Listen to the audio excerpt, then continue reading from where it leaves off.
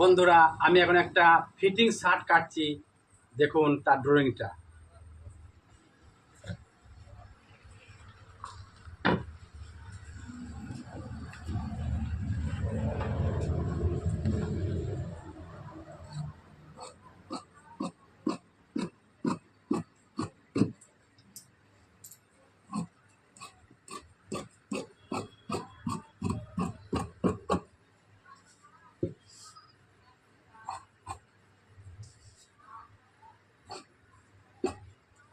শার্টটা 27 ইঞ্চি লম্বা আছে, 36 ইঞ্চি ছাতি আছে,